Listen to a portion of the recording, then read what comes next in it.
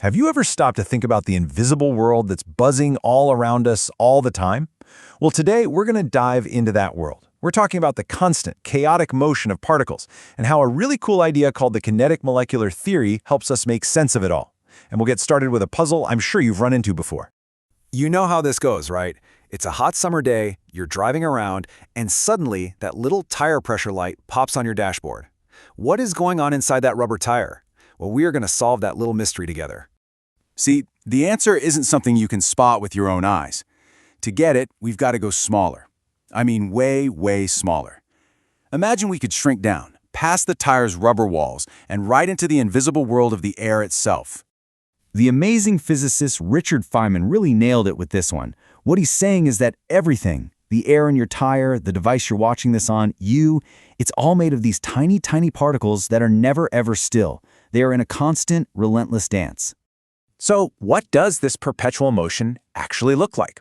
Well, a great way to picture it is to imagine billions of super-caffeinated billiard balls trapped inside a box. They are zipping around like crazy, bouncing off each other and smacking into the walls of the box over and over and over again. Now, I know what you're thinking. That sounds like total chaos. And you're kind of right, but it's a chaos that follows a few surprisingly simple rules.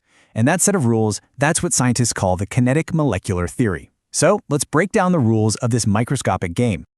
Okay, rule number 1. These little particles are always, and I mean always, on the move. They fly in a perfectly straight line until, bam, they smack into another particle or hit the wall of whatever's holding them. Then they just ricochet off in a new direction and keep right on going. It is a non-stop, high-speed frenzy in there. And here's where it gets a little bit mind-bending.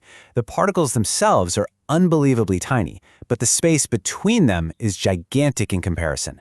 So when you think about a gas, like the air in a tire, what you're really dealing with is mostly empty space.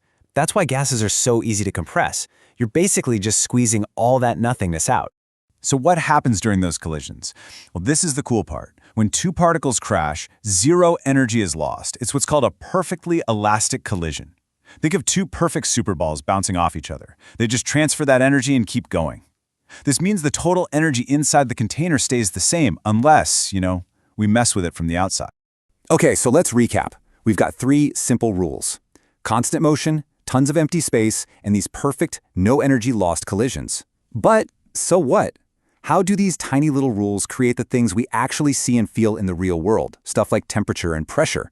This, my friends, is where it all clicks into place. Let's make our first huge connection. What we experience as temperature, what feels hot or cold, is really just a measure of the average kinetic energy of those particles. Kinetic energy is just the energy of motion. So, put simply, the faster those little particles are moving, the hotter we feel it is. And that brings us to our second big connection, which is just brilliant. What we measure as pressure is nothing more than the grand total of all those particles slamming into the walls of their container. Each little collision is a tiny push, but when you have billions and billions of particles hitting the walls every single second, those tiny pushes add up to a real, measurable force. All right, we have all the clues now. We know the rules these particles are playing by, and we know how their tiny little actions translate into our big picture world. So let's go back to that car tire on a hot summer day. Let's walk through it step by step. First, the hot sun and the even hotter asphalt add energy, heat, to the tire. Second, that new energy gets transferred to the air particles inside, making them speed up, making them move faster. Third, these supercharged, faster particles start slamming into the inner walls of the tire way harder and way more often. And what's the final result of all those extra, more forceful collisions? You got it. Higher pressure. Mystery solved. So this is obviously about more than just car tires. This theory is really, really big deal. Understanding this microscopic world of motion isn't just some neat party trick. It's one of the absolute cornerstones of modern science.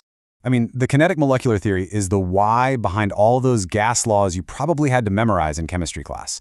It's the whole basis for thermodynamics, which is the study of heat and energy itself.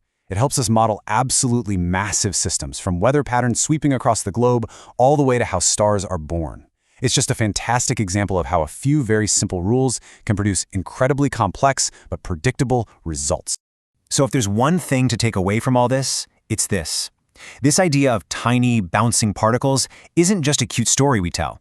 It is a powerful, predictive, scientific model.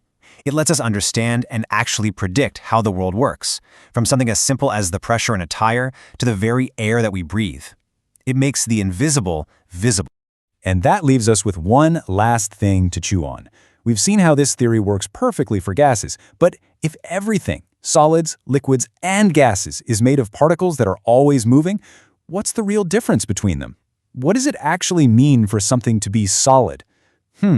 That's a good question for another time. Thanks for joining me.